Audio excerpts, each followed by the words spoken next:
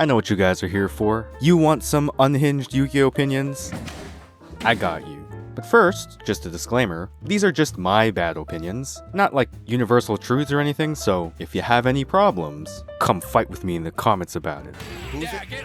And then leave your own unhinged takes for us to all fight about too. Secondly, while I'm mostly a Duel Links player, I do own a Master Duel account, as well as some physical decks when my friends want to play. The 2 times a year, our schedules all line up. And lastly, I'm not good at the game, but I'm not exactly god-awful at it either. If there was ever a perfectly mid player, that would be me.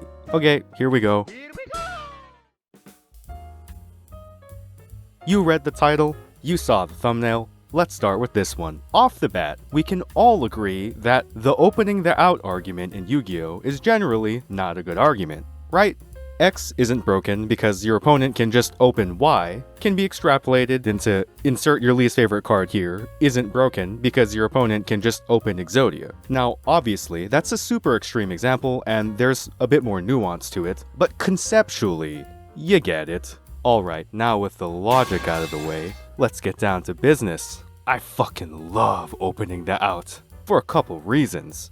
Reason 1, low barrier of entry. When I have to use my brain, there's like an 80-85% chance that I'm gonna make at least one misplay somewhere. Well, I guarantee that you will not mess up evenlying a field, or book-a-mooning a quick negate. I'm sorry, what did you say? I should actually learn to play the game? How could you suggest something so crazy? Reason 2, crushing your opponent's soul. Have you ever been midway through a combo and thought, oh god, I hope they don't have it, just to have your board magicked away with the exact combo of cards that would out your field? Do you remember the frustration and despair you felt? Why would Konami pair me up with someone with this hand on my rank up game? Well, now you can do that to someone else. We all know that the ideal win condition in Yu-Gi-Oh! Is making your opponent hit the surrender button, or, scooping. And if you want to maximize psychological damage, it feels 10 times worse to lose to your opponent just hard drawing a card than it is to lose to an actual toolkit of their deck. You gotta go, and you gotta go.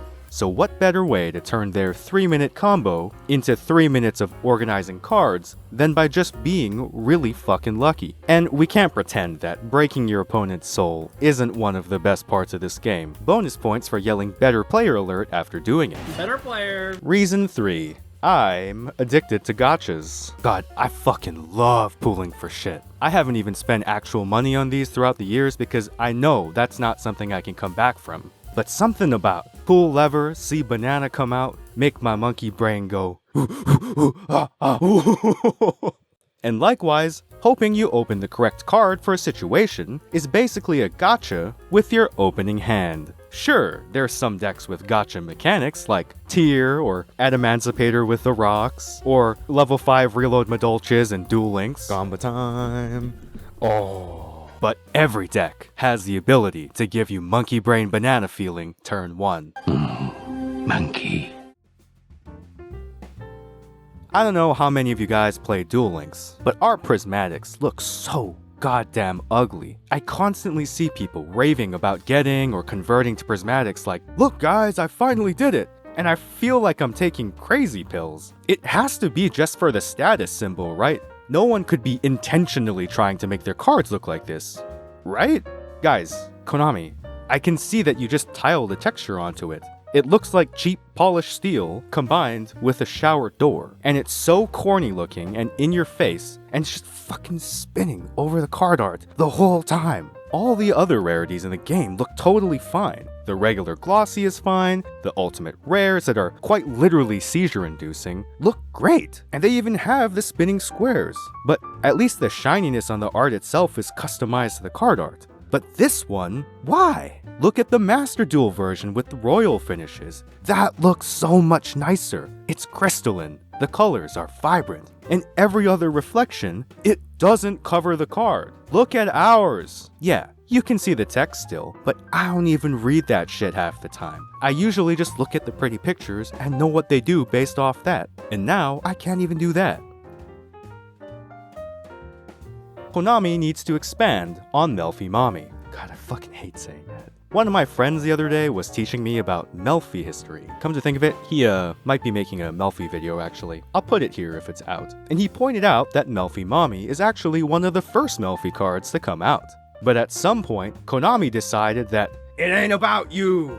And this archetype was gonna instead be about this bunny traversing the 9 layers of hell to gather up all their friends. And then they celebrate, yippee! I mean, Melffy Mommy didn't even make it into the 25th anniversary animation, which leads me to believe that she's got some dark secret that Konami doesn't want us thinking about. Is she eating the other Melffys?